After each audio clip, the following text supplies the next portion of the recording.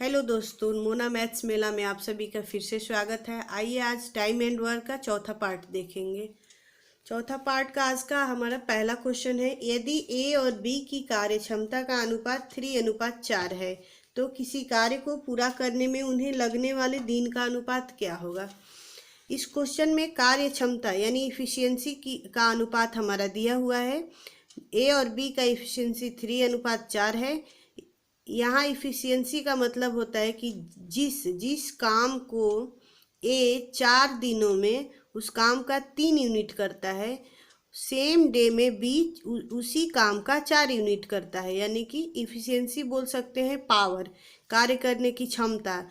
यानी एक particular time में ए 3 काम करता है और उसी सेम टाइम में बी 4 काम करता है। तो टोटल वर्क हमारा हो जाएगा 3 और 4 का एलसीएम निकाल लेंगे। 3 4 का एलसीएम 12 हो जाएगा। तो ए का वर्क निकाल लेंगे 12/3, 12 में 3 से डिवाइड कर देंगे तो हमारा 4 दिन आ जाएगा, जो कि ए का दिन हो जाएगा। ये ए की क्षमता 3 अनुपात दिया हुआ है और बी का 4। इसको डे में कन्वर्ट करने के लिए दोनों का सबसे पहले एलसीएम निकाल देंगे 3 और 4 का, और एलसीएम निकाल कर एलसीएम में डिवाइड कर लेंगे। तो ए का दिन निकालने के लिए 12 में 3 से डिवाइड कर लिए, जो कि 4 दिन आ गया। अब बी का वर्किंग डे निकालने के लिए 12 में 4 से डिवाइड कर देंगे। 12 जो कि एलसीएम हमारा आया हुआ है 3 और 4 का, तो 12 में 4 से डिवाइड करेंगे तो 3 दिन आ जाएगा। तो इसका आंसर हो जाएगा, पूछ रहा है कि दिन का उन्हें लगने वाले दिनों का अनुपात क्या होगा। यानी इस काम को करने में ए और बी जितना टाइम लगाते हैं, जितना दिन लगाते हैं, उसका अनुपात हो जाएगा 4:3। ये इसका आंसर हो जाएगा। इसको बिल्कुल शॉर्ट फॉर्म में बना सकते हैं या कह सकते हैं कि जो क्षमता वाले जितने भी क्वेश्चन आए, जो क्षमता का रेशियो दिया होता है उसका व्युत्क्रमानुपाती यानी अपोजिट वो दिन का रेशियो हो जाता है। यानी कि जिस काम को करने में 3 दिन लगेगा ए को, और सेम टाइम में उस काम का बी 4 यूनिट काम खत्म करेगा, तो कार्य क्षमता का अपोजिट हो जाएगा। यानी 3:4 है तो 4:3 ये दिन का वैल्यू हो जाएगा, दिन का अनुपात हो जाएगा। चलिए नेक्स्ट क्वेश्चन देखते हैं आज का। नेक्स्ट क्वेश्चन हमारा बोल रहा है, यदि ए बी से 50% अधिक कार्य कुशल है जबकि बी सी से 50% कम कार्य कुशल हो, तो देखिए तो दिए गए कार्य को पूरा करने में उनके द्वारा लगने वाले समय का अनुपात ज्ञात कीजिए। यहाँ भी इफिशियंसी दिया हुआ है और हमें डे निकालना है, मतलब कितना टाइम लग रहा है, कितना लग रहा है, उस चीज़ को निकालना है। यहाँ कह रहा है क्वेश्चन कि सबसे पहले मान लेंगे कि सी का अनुपात हमारा 100 है। 100 क्वेश्चन बोल रहा है कि बी सी से 50% कम है कार्य कुशल, यानी कार्य करने की जो क्षमता है, जो इफिशियंसी है सी का, वो बी से 50% कम है।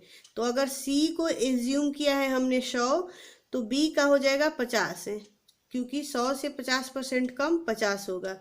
अब क्वेश्चन में आगे बोल रहे हैं कि यदि ए बी से 50% अधिक कार्य कुशल है, यानी बी से 50% अधिक कितना हो जाएगा, बी 50 है तो 50 का 50/100 निकाल लेंगे तो एक जीरो से एक जीरो कैंसिल, दूसरे जीरो से ये दूसरा जीरो कैंसिल हो जाएगा, 25 है। तो 50 में 25 को ऐड कर देंगे, क्योंकि क्वेश्चन बोल रहा है बी से 50% अधिक कार्य कुशल ए है। तो अगर बी 50 है तो बी में 50 में 25 को ऐड कर देंगे, यानी 50 का 50% निकाले हैं जो कि 25 आया है। 50 में 25 को ऐड करेंगे तो 75 आ जाएगा। तो इसका रेशियो ए बी और सी का रेशियो बनेगा 75:50:100। इसको और शॉर्ट फॉर्म में करेंगे तो 25 से कटेगा ये 25 से, तो 25 3 75, 3:2:4, ये क्या हो गया, कार्य क्षमता हो गया। अगर ये 2 केवल नंबर का रहता तो इसको अपोजिट कर देते, क्योंकि कार्य क्षमता का अपोजिट करने से यानी व्युत्क्रम इसका हो जाएगा दिन का रेशियो हो जाएगा। लेकिन ये 3 नंबर है, यानी कि ए बी और सी का रेशियो, कार्य क्षमता का रेशियो है 3:2:4।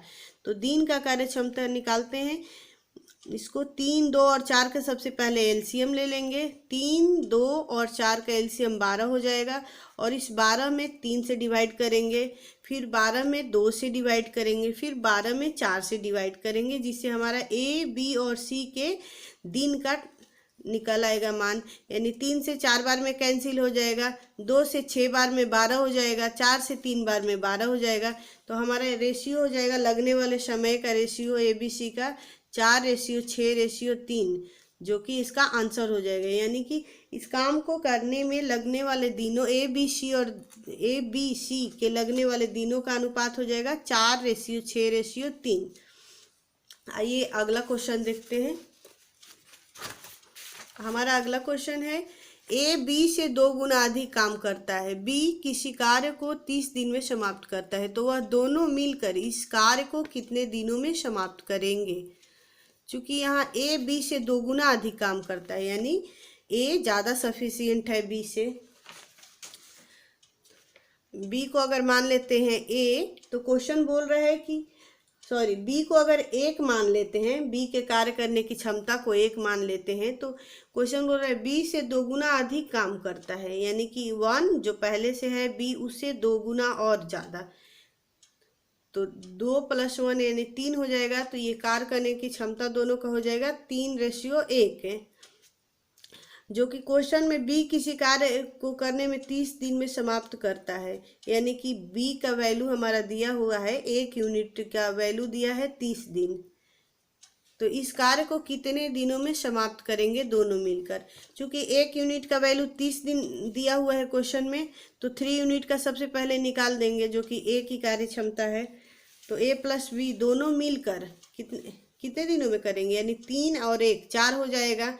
एक का वैल्यू 3 दिया हुआ है, 30 यूनिट दिया हुआ है, तो 3 और 1 4 का निकाल लेंगे 30/4, क्योंकि दोनों का है ना, ए और बी दोनों का। तो 30 में 4 से डिवाइड करेंगे तो 15 पहले 2 बार में कैंसिल हो जाएगा, 2 बार में 2 से 4 कैंसिल होगा, तो ये हो जाएगा 15/2, यानी 7 सही 1/2 दिन में ये दोनों मिलके इस काम को ख़त्म करेंगे। चलिए नेक्स्ट क्वेश्चन देखते हैं। नेक्स्ट क्वेश्चन कह रहा है हमारे कि यदि ए तथा बी की कार्य क्षमता का अनुपात 2:3 है, जबकि बी और सी के कार्य क्षमता का अनुपात 4:1 है। यदि सी अकेला किसी कार्य को 48 दिन में समाप्त करता है, तो ए और बी मिलकर उस कार्य को कितने दिनों में समाप्त करेंगे। यहाँ हम लिख लेंगे ए बी और सी का रेशियो। चूँकि ए और बी की कार्य क्षमता का रेशियो दिया हुआ है 2:3, फिर बी और सी के कार्य क्षमता का अनुपात दिया हुआ है 4:1 है, क्योंकि बी के सामने 4 का लिखेंगे और सी के सामने 1 का लिखेंगे। अब देखेंगे कि एक यहाँ ब्लैंक बच गया और एक यहाँ खाली बच गया। तो इसको रेशियो और प्रोपोर्शन के रूल के अकॉर्डिंग हम जानते हैं कि यहाँ जो नियरेस्ट नंबर होता है उसको पुट करते हैं, और इसके नियरेस्ट है ये 4, तो इसलिए 4 को पुट कर दिए। इसको हम लोग डिटेल्स में पढ़ेंगे रेशियो एंड प्रोपोर्शन के चैप्टर में, कि यहाँ 3 क्यों आया है, क्यों नज़दीक वाले नंबर को लिया जाता है। अभी के लिए इतना ही समझिए कि इसके नज़दीक जो 3 है वो लेंगे, इसके नज़दीक ये जो खाली जगह है इसके नज़दीक ये 4 है, तो इसलिए 4 को पुट कर देते हैं। अब इसको मल्टीप्लाई करेंगे, 3 × 1 = 3 और 4 × 3 = 12 हो जाएगा, 4 × 2 = 8 हो जाएगा। यानी कि ए बी और सी के कार्य क्षमता का अनुपात हो जाएगा 8:12:3। अब हमारा क्वेश्चन बोल रहा है कि सी अकेला किसी कार्य को 48 दिन में समाप्त करता है, यानी कि सी जो कि 3 यूनिट इक्वल हो जाएगा 48 दिन, तो ए और बी मिलकर उस कार्य को कितने दिनों में समाप्त करेंगे। क्योंकि 3 यूनिट का वैल्यू दिया हुआ है 1 दिन में, तो 48 दिन में कितने करेंगे, कितना काम हो जाएगा। 3 यूनिट का वैल्यू 3 यूनिट का काम 1 दिन में कर रहा है, तो 48 दिन में कितना यूनिट का काम होगा, 48 × 3। तो 48 में 3 से मल्टीप्लाई करेंगे तो 144 काम हमारा आ जाएगा, जो कि 144 काम आ गया। अब ए और बी मिल करके, यानी ए और बी मिल करके इस काम को कितने दिनों में समाप्त करेंगे। ए 8 है, 8 1 आया है ये कार्य क्षमता, और बी का 12, तो यानी 8 + 12 20 हो जाएगा। दोनों मिलकर कर रहे हैं काम को। ये क्वेश्चन में पूछ रहा है कि ए और बी मिलकर, तो ए का वैल्यू दिया हुआ है 8 और बी का वैल्यू दिया हुआ है 12। तो 8 और 12 मिल करके 20 यूनिट हो जाएंगे। ए प्लस बी इक्वल 8 + 12 बराबर 20 यूनिट। तो 20 यूनिट को करने में टोटल दिन निकालना है तो 144/20 हो जाएगा, क्योंकि टोटल काम हमारा 144 यूनिट का है। 144/20 नीचे लिख देंगे, ए प्लस बी के दोनों मिलकर जो यूनिट काम करते हैं। तो इसको कैंसिल करेंगे तो 36/5 हो जाएगा। 4 बार में ये 36 से 4 बार में कटेगा 144 और 5 से कटेगा 4 बार में 20, तो 36/5 हो जाएगा। इसको और शॉर्ट फॉर्म में लिखेंगे तो 7 सही 1/5 दिन इसका आंसर हो जाएगा। यानी कि 7.1/5 दिनों में ए और बी दोनों मिलकर इस कार्य को समाप्त करेंगे। आइए अब इसके बाद नेक्स्ट क्वेश्चन देखते हैं। हमारा नेक्स्ट क्वेश्चन है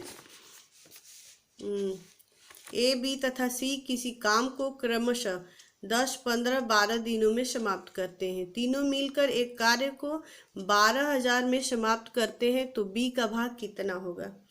देखिए यहाँ ए, बी, सी तथा सी तीनों के द्वारा कार्य करने में अलग अलग टाइम लग रहा है। किसी को 10, 15 और 12 दिन में। तो जाहिर सी बात है इफ़िशियंसी सबकी सेम नहीं है। अगर इफ़िशियंसी सेम रहती तो दिन भी सेम लगते, लेकिन यहाँ इफ़िशियंसी अलग अलग है, इसीलिए काम करने में दिन भी ज़्यादा कम लग रहे हैं। तो जब दिन ज़्यादा कम लग रहे हैं तो दोनों का अमाउंट भी अलग अलग ही होगा। तो चलिए इसको निकाल लेते हैं कि बी का भाग कितना होगा। ये टोटल काम को करने का ठेका इन्होंने 12,000 में लिया है। तो इसमें पूछ रहा है कि बी का भाग कितना होगा। तो आइए, ए चूंकि 10 दिन में कर रहा है, बी 15 दिन में कर रहा है इस काम को, और सी अकेला 12 दिनों में कर रहा है। तो 10, 15 और 12 का एलसीएम निकाल लेंगे, 60 हो जाएगा, जो कि पिछला वीडियो में हमने बताया है।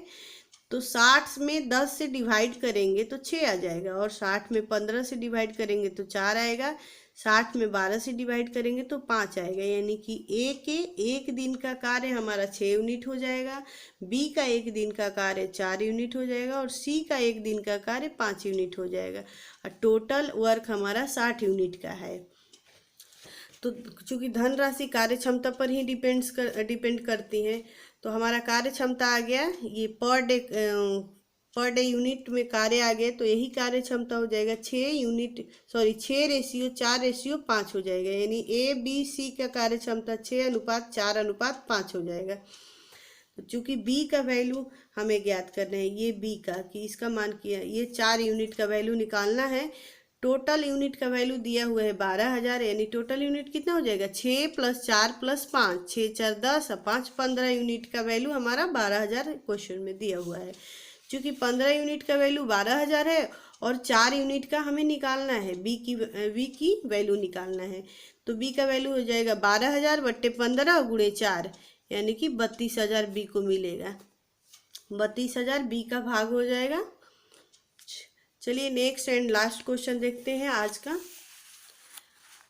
नेक्स्ट क्वेश्चन है हमारा, ए, बी तथा सी किसी काम को क्रमशः 20, 15 एवं 10 दिन में समाप्त करते हैं।